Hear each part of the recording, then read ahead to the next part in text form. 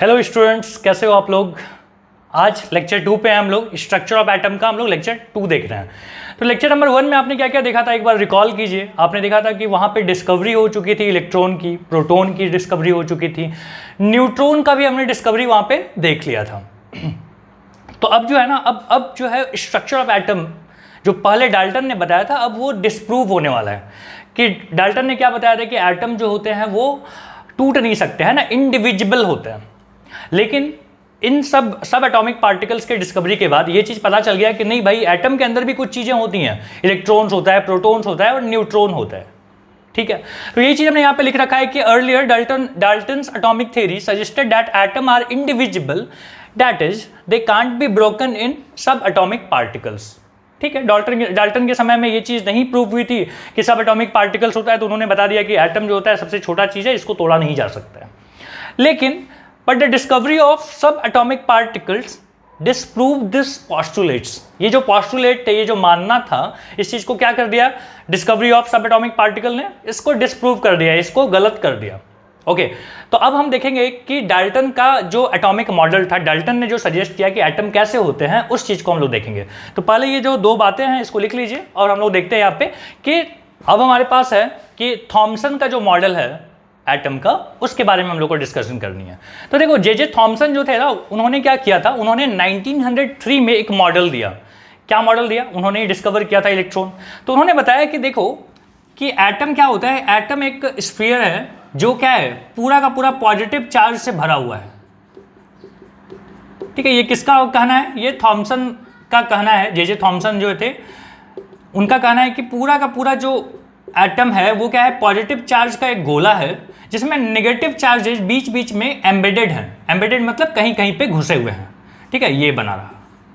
किस तरीके के? जैसे आपने वाटरमेलन देखा है, तरबूज देखा है आपने, है ना, वहां पे क्या होता है, पूरा का पूरा जो रेड पार्ट है, मान लो तरबूज को हमने काट करके दिखाया, तो ये क्या है, ये रेड पार्ट आपको दिखता है, और बीच बीच में उसके जो सीड होते हैं वो कहाँ होते हैं, वो यहाँ पे होते हैं, ऐसे बीच बीच में ब्लैक कलर का। तो इसी तरीके का मॉडल क्या है, एटम का है। किसने बताया ये चीज? ये बताया थॉमसन ने। तो थॉमसन ने क्या बताया कि the atoms are positively charged sphere where electrons are embedded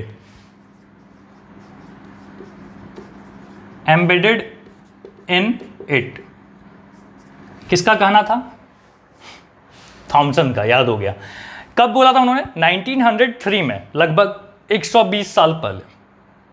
ठीक है, तो उन्होंने बताया कि भाई एटम क्या होते हैं, तो पॉजिटिव चार्ज का एक गोला है जिसमें इलेक्ट्रॉन्स क्या होते हैं, बीच बीच में एम्बेडेड है, जैसे हमने यहां पे बता दिया कि वाटरमेलन का। ठीक है, मॉडल यही इसको हम लोग बोलते हैं। इसको हम लोग प्लम पुडिंग मॉडल भी बोलते हैं। Plum pudding model. Plum pudding में क्या हो गया कि ये पूरा जो है उसमें बीच बीच में क्या है, पुडिंग किए हुए हैं। किस चीज का? तो इलेक्ट्रॉन का। तो प्लम पुडिंग मॉडल भी इसको हम लोग बोलते हैं। अब देखिए, ये सबसे पहला मॉडल दिया गया था। It was the first model of atom. अब पहला मॉडल है तो कुछ गलतियां होंगी। गलतियां क्या थी? तो हम यहां पे लिख देते हैं कि मेरिट लिखते हैं पहले, कि पहले तो मेरिट क्या बात थी। इसमें एक ही मेरिट थी कि इन्होंने बताया कि एटम्स जो होते हैं ना वो न्यूट्रल होते हैं। Atoms are neutral. ठीक है, जितने पॉजिटिव चार्ज हैं टोटल, उतना ही नेगेटिव चार्ज भी है। गिनती में नहीं, उनकी मैग्नीट्यूड में, काउंटिंग में नहीं। ठीक है, कि 10 यहां पे पॉजिटिव तो 10 नेगेटिव, ऐसा नहीं। टोटल अगर 10 कूलम चार्ज है पॉजिटिव की वजह से, तो 10 कूलम चार्ज नेगेटिव की वजह से भी होगा, तभी क्या होंगे, ये न्यूट्रल होगा। तो उन्होंने बताया कि एटम्स आर न्यूट्रल। कैसे न्यूट्रल? इलेक्ट्रिकली न्यूट्रल लिख देता हूं, इलेक्ट्रिकली न्यूट्रल।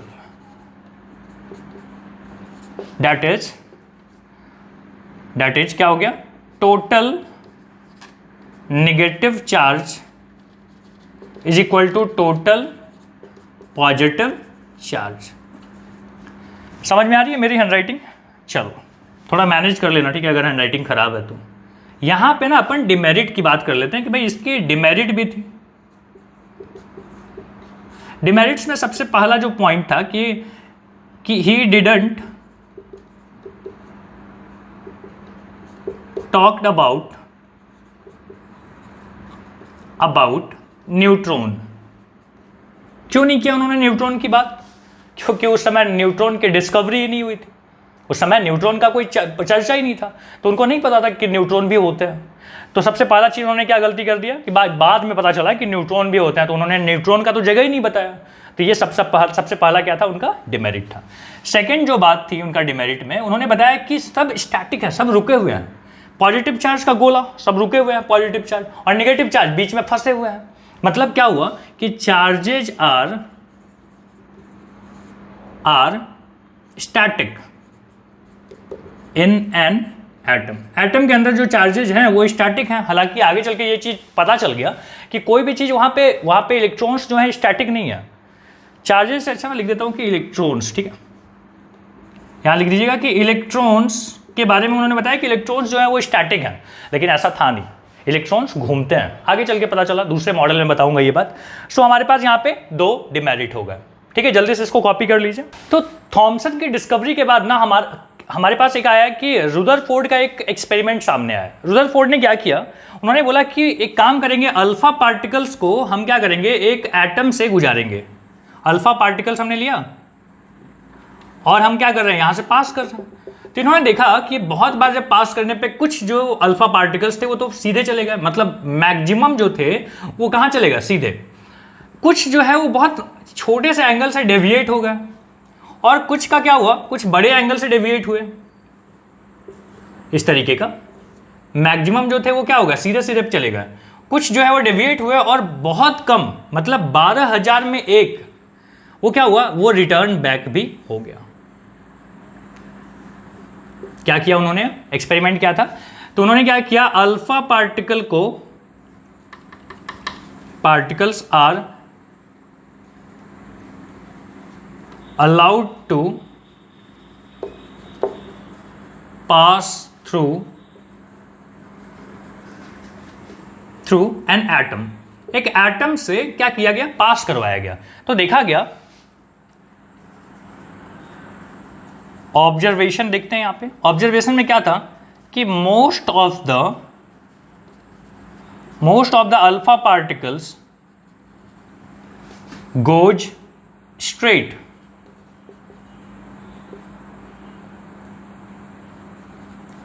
ठीक है, most of the alpha particle क्या हुआ, सीधे चले गए। दूसरी चीज है, सेकेंड ऑब्जर्वेशन क्या था कि few get deviated by some angle. कुछ जो है ना वो डेविएट हो गया कुछ एंगल से। कुछ एंगल से दिख रहा है आपको, कुछ ने अल्फा एंगल से मान लो डेविएट किया होगा, कुछ बीटा, ABC, कुछ भी मान लो, कुछ ना कुछ एंगल से क्या हुआ, डेविएट हो गया। और तीसरा जो था, वेरी फ्यू,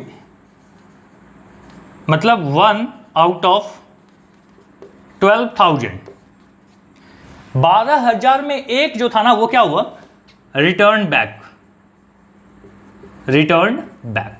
ये इनका क्या था, ऑब्जर्वेशन था।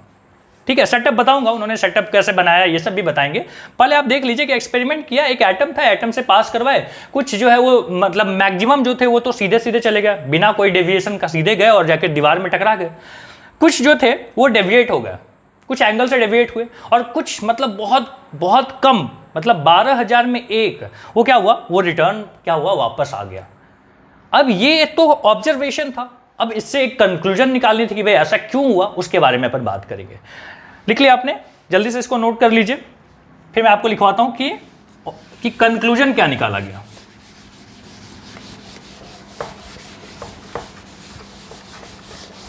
तो ये ऑब्जर्वेशन यहां पे रखते हैं, और इसी ऑब्जर्वेशन से ना अपन यहां पे कंक्लूजन लिखते हैं।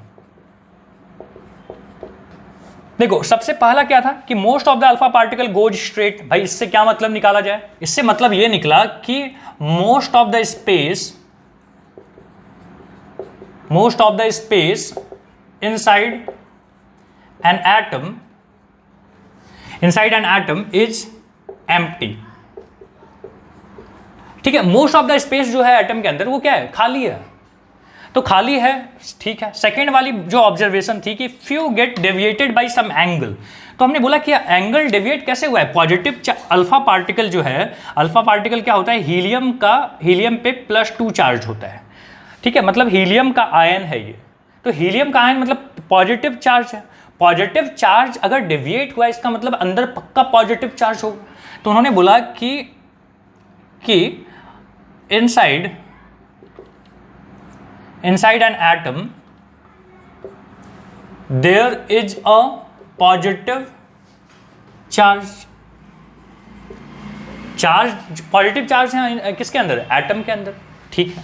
तीसरी जो ऑब्जर्वेशन थी कि very few out of 1 out of 12,000 return back, मतलब क्या हुआ, आप सोचो कि अगर मैं कोई चीज़ दे रहा हूँ और बहुत हाई स्पीड से जाकर टकरा के वापस आ जा रहा है, इसका मतलब क्या हुआ, सामने बहुत भारी चीज़ है, ठीक है, सामने बहुत भारी चीज़ है, तभी तो गया और इतनी स्पीड में जाने के बावजूद उसको धक्का नहीं दे रहा है, क्या हो रहा है, टकरा के वापस आ रहा है। तो इन्होंने बोला कि भाई ये तभी हो सकता है अंदर बहुत भारी चीज़ हो। अंदर भारी चीज़ क्या हो सकता है, अंदर वो चिपक क्यों नहीं गया, मतलब पॉजिटिव चार्ज है, भारी है, मतलब क्या हुआ कि all positive charges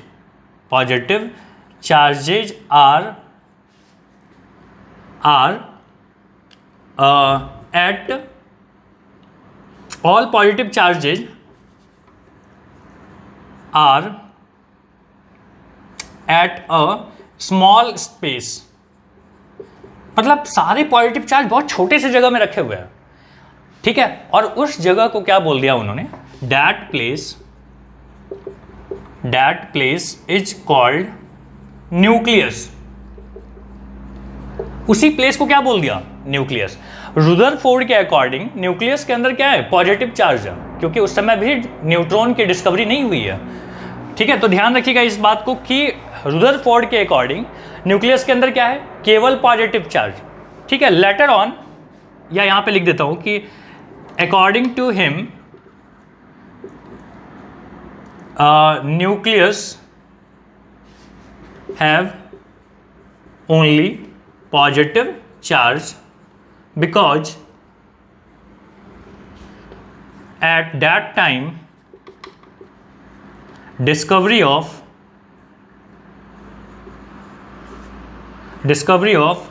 neutrons,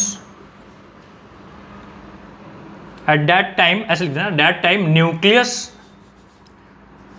neutrons are not discovered,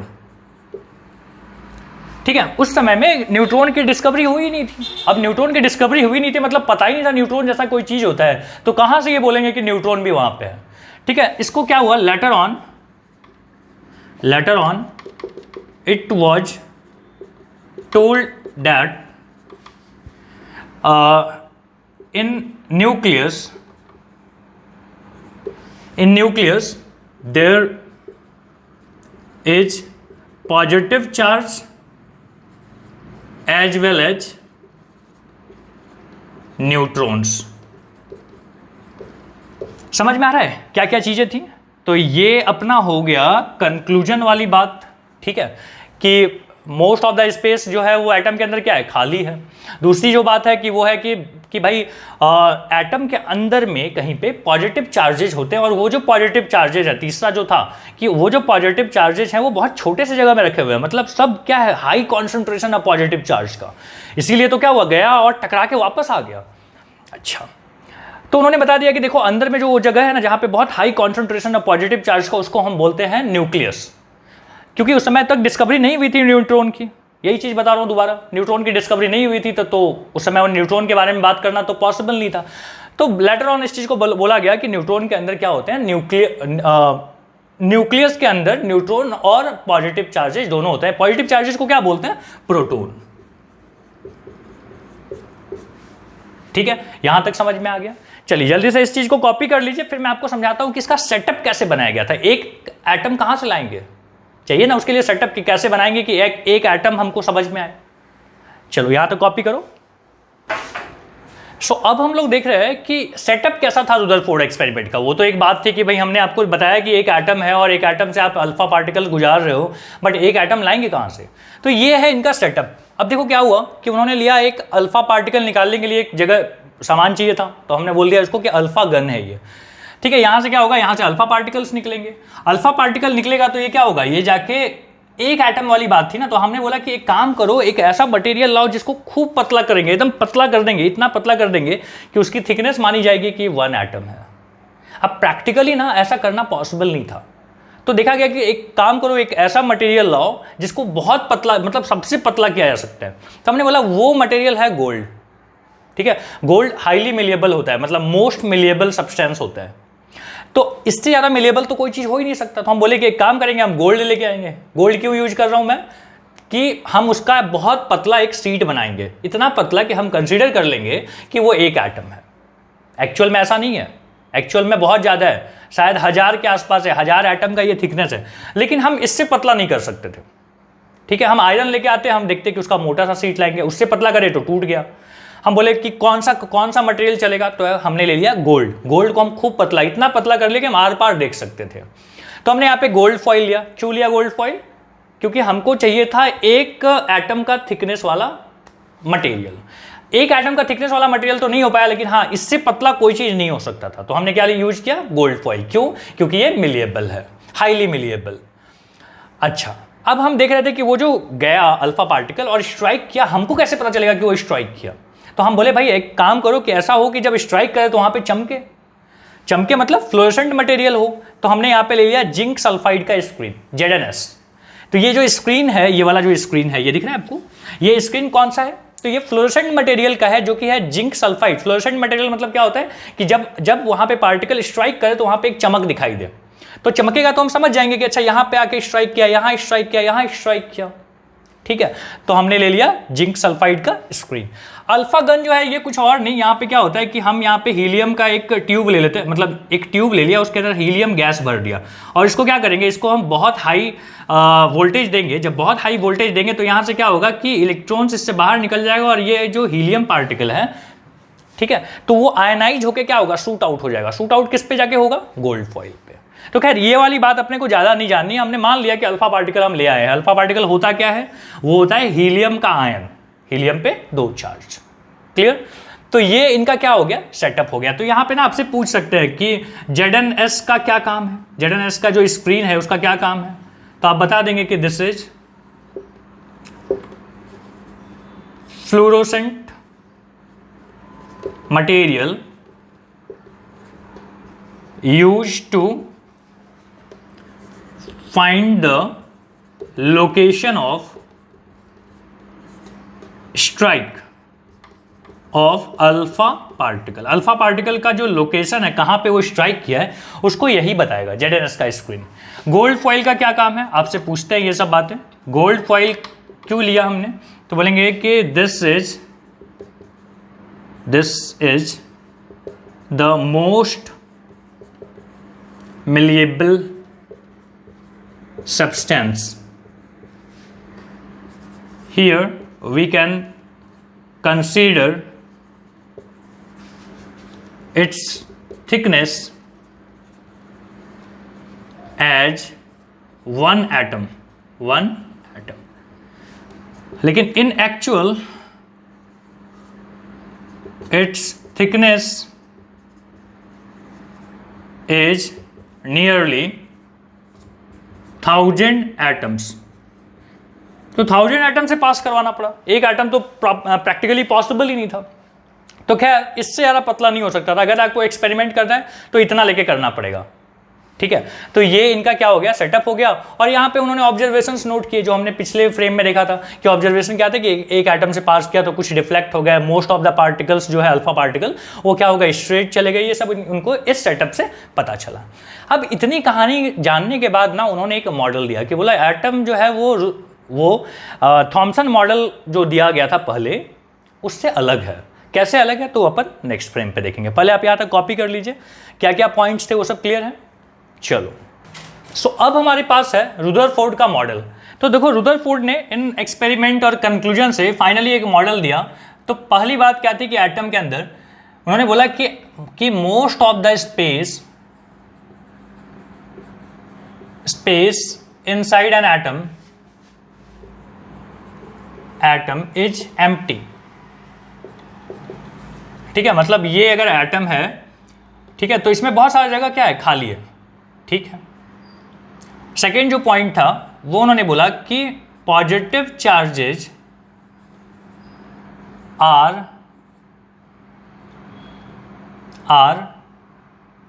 eight centre only, ठीक है, इसको हमने बोला इनसाइड द न्यूक्लियस। न्यूक्लियस के अंदर पॉजिटिव चार्जेज हैं, यहां पे न्यूक्लियस है, न्यूक्लियस के अंदर क्या है, पॉजिटिव चार्जेज हैं ढेर सारे यहां पे, ठीक है। ओके, सेकेंड बात समझ में आई। तीसरी बात उन्होंने क्या बताया, उन्होंने बताया कि इलेक्ट्रॉन्स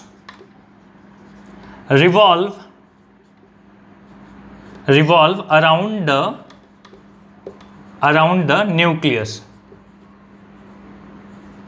ठीक है, nucleus, and the path of electron is called orbit. उन्होंने एक नाम दे दिया, बोला कि जिस रास्ते में घूम रहे हैं ना इलेक्ट्रॉन, वो क्या है, वो है ऑर्बिट। इसको क्या बोल दिया उन्होंने, ऑर्बिट। बोला कि इलेक्ट्रॉन्स जो है ना वो एक ऑर्बिट में घूम रहा है, ठीक है, सब यहीं पे घूम रहा है। किसका मॉडल था ये था रुदरफोर्ड का मॉडल। तो रुदरफोर्ड ने बताया कि भाई न्यूक्लियस के अंदर सारे पॉजिटिव चार्ज, क्योंकि न्यूट्रॉन की उस समय डिस्कवरी हुई नहीं थी, याद है ना, और इलेक्ट्रॉन क्या है, इलेक्ट्रॉन बोला घूम रहे हैं। क्यों घूम रहे हैं, अच्छा कैसे पता चला उनको कि घूम रहे हैं, कि अगर ये नहीं घूम रहे होते तो ये इसको खींच लेता, प्लस वाला माइनस को क्या करता, खींच लेता। अगर ये घूम रहा है तो क्या होगा कि घूमने के कारण बाहर की तरफ एक फोर्स लगता है और ये अंदर से खींच रहा है इसको, ये इधर बुला रहा है, और घूमने की वजह से बाहर एक फोर्स लगा जिसको बोलते हैं सेंट्रीफ्यूगल फोर्स। तो क्या हो रहा है कि ये बैलेंस हो जा रहा है, जितनी ताकत से वो उधर जा रहा है उतनी ताकत से ये इधर खींच रहा है न्यूक्लियस अपनी तरफ। तो मतलब क्या हो गया, ये घूमते रहेगा जीवन भर, कभी भी ये क्या होगा, इसकी तरफ नहीं आएगा। यही चीज उन्होंने बताया। तो ये है इसका किसका, रुदरफोर्ड का मॉडल।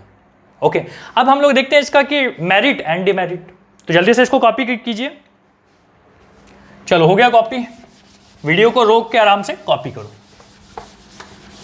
सो हम लोग यहां पे देख रहे हैं मेरिट एंड डिमेरिट। आओ, मजा आ रहा है कहानी सुनने में, हाँ चलो आओ देखो। Merit,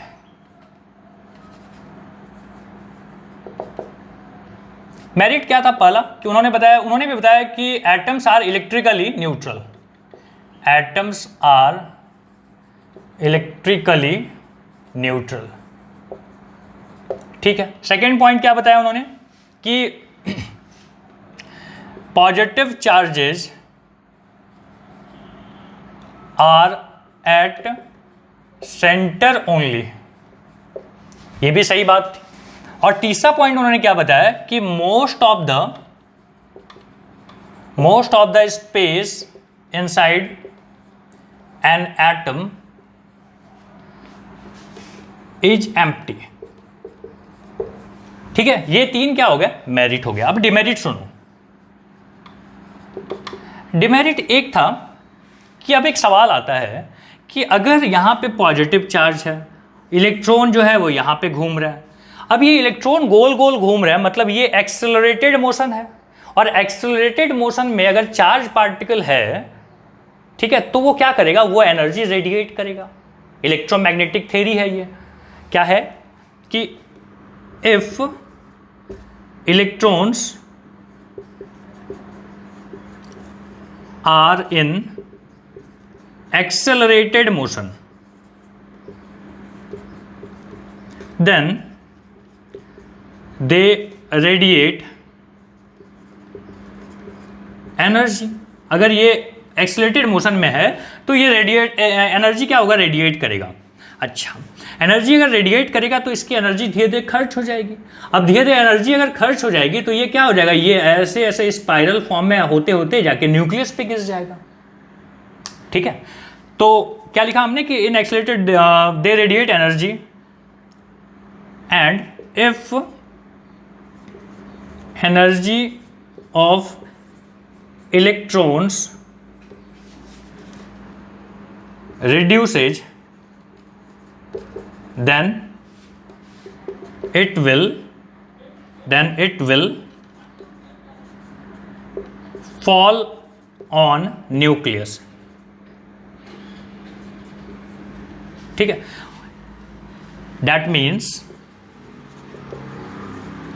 means atoms are not stable. अब ये बड़ी खतरनाक बात थी। उन्होंने बोला कि भाई एटम जो होता है, मतलब लोग तब तक जानते थे कि एटम बहुत स्टेबल चीज़ है। मतलब अगर आप ये मार्कर देख रहे हो, 5 दिन के बाद भी आप देखोगे तो यहाँ पे मार्कर होगा, गायब नहीं हो जाएगा। क्यों? क्योंकि ये एटम से बना हुआ है, एटम स्टेबल होते हैं। तो देखा गया कि एटम तो स्टेबल होते हैं, लेकिन अगर इनका मॉडल फॉलो किया जाए तो ये बातें होंगी कि भाई अगर इलेक्ट्रॉन घूम रहा है, एक्सीलरेटेड मोशन में है, तो क्या करेगा? एनर्जी रेडिएट करेगा। एनर्जी जब रेडिएट करेगा मतलब एनर्जी खर्च करेगा। एनर्जी जब इसकी खर्च हो जाएगी तो ये क्या होगा? इसके पास अब इतनी एनर्जी नहीं है कि वो गोल गोल घूम पाए। तो क्या हो जाएगा? उसका जो पाथ है वो धीरे धीरे न्यूक्लियस की तरफ आते जाएगा, और एक दिन क्या हो जाएगा कि न्यूक्लियस पे ही गिर जाएगा, चिपक जाएगा उस पर। क्योंकि ये पॉजिटिव, ये निगेटिव, ये तो खींच ही रहा है उसको। अगर ये इस पर चिपक जाएगा मतलब एटम का एग्जिस्टेंस खत्म। एटम का एग्जिस्टेंस कब था? जब बीच में जगह होना चाहिए, इलेक्ट्रॉन उधर घूमना चाहिए, न्यूक्लियस यहाँ होना चाहिए। अब ये तो चिपक जा रहे हैं भाई, एटम तो बचा ही नहीं। अब तो एटम बचा नहीं मतलब एटम स्टेबल नहीं होते हैं, जो बात गलत थी, है ना। एटम तो स्टेबल होते हैं, लेकिन इनके अकॉर्डिंग अगर इन चीज़ों का जवाब नहीं दिया जाए तो क्या होगा कि इनके अकॉर्डिंग तो एटम क्या हो गए? अनस्टेबल हो गए। और इस चीज़ का जो है ना, रुदरफोर्ड ने जवाब नहीं दिया। ठीक है, उन्होंने एक्सप्लेन इस बात को नहीं किया कि कैसे फिर स्टेबल होते हैं एटम। तो ये इनकी क्या हो गई? डिमेरिट। तो हम लोग यहाँ पे क्या बोलेंगे? डिमेरिट में क्या बात करेंगे कि stability of atom was not explained by